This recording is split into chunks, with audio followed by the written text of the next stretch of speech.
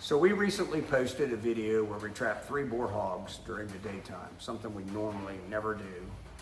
But due to when the hogs were coming in, the trap was due for maintenance, kind of had to do what we had to do. That video caused one of our followers or viewers or whatever you call them to reach out with a question. And the question was, why don't we show more of the hogs, bouncing their heads off the panels, the gates dropping, all that kind of stuff. And so I think that, we could respond to that email, but I think a video is more appropriate. And maybe we can kind of, explain, why we are the way we are.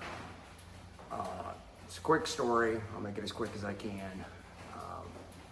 When the boys started hunting, they started, shooting 22s when they were 4, supervised, all the above. At 5, they started actually deer hunting. And one of the things that I taught them when they were 5 years old was that if you take one of God's creatures, you take a knee and you thank God for that animal. It's not about the horns, it's about the meat, it's about feeding your family. That's what it's about.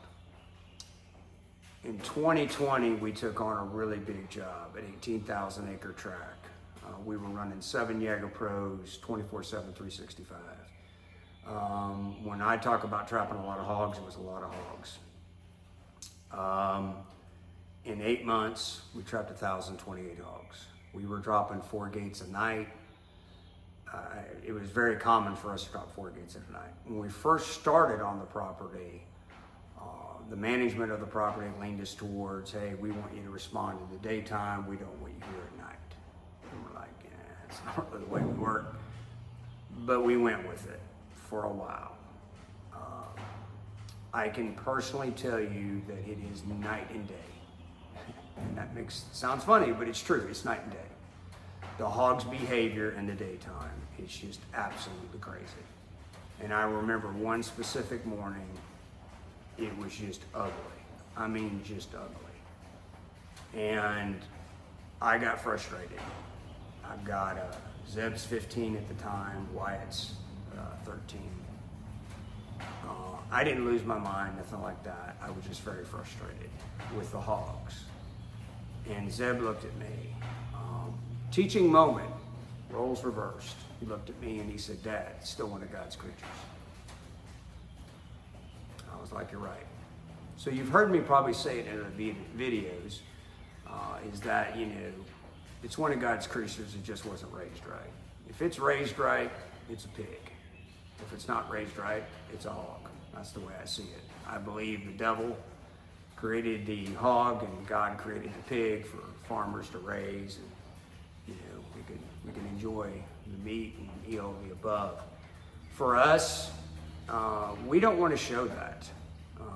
Personally, I've seen enough violence in my lifetime. I don't need to feed society any more of that. We absolutely realize that if we fed that to the machine, the social media machine, we'd have a lot more likes, a lot more subscribers, we'd have probably sponsors and endorsements. We don't have any of that. And quite honestly, if I went down that road, it would be going against what I've raised 2 young men to believe.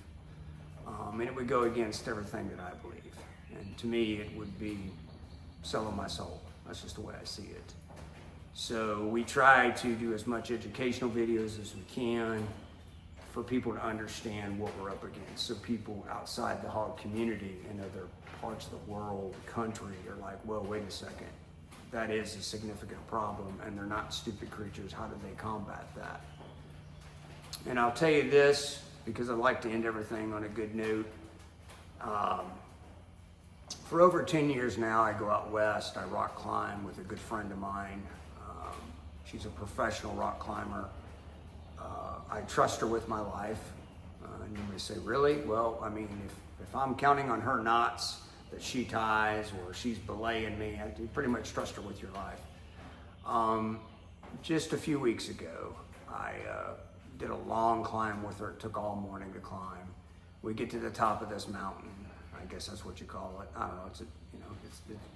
We're at like 200 elevation, and this is like 6,000, 7,000 elevation.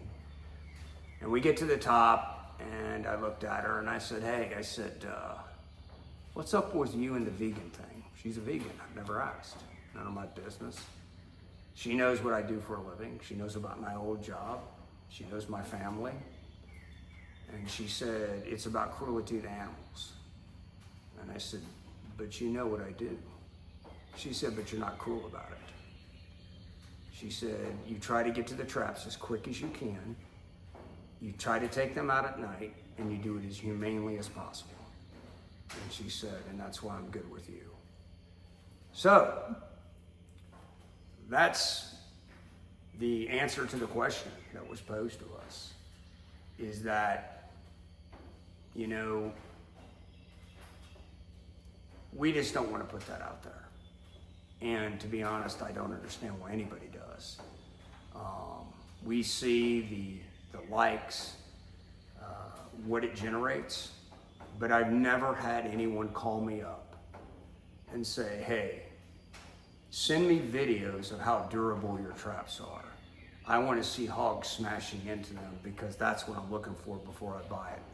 I think without a doubt, it has been absolutely proven time and time again that the traps that we run are designed to take some hits, significant hits, because they're made out of steel. But no one's ever asked for videos of that. When people call and inquire about buying a trap, it's about technology of the cellular, the gate drop, maintenance, battery life, portability, flexibility. No one says, hey, before I buy the trap, send me a video of a bunch of hogs smashing their heads into it, because that's what's going to sell me. That's where I think it's just entertainment. It's not education.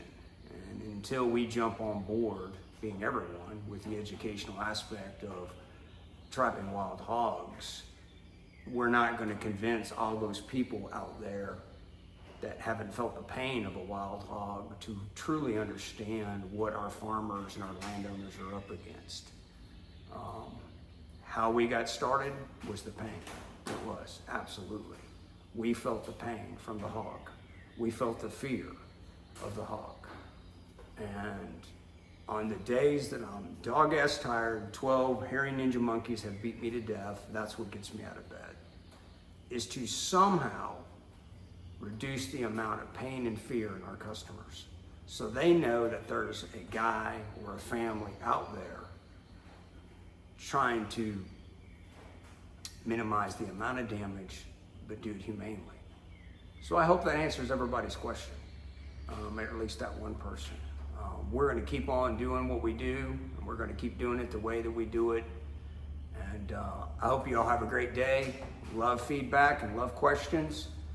And that being said, I'm going to hit the big red button because we've got a lot to do today. Take care.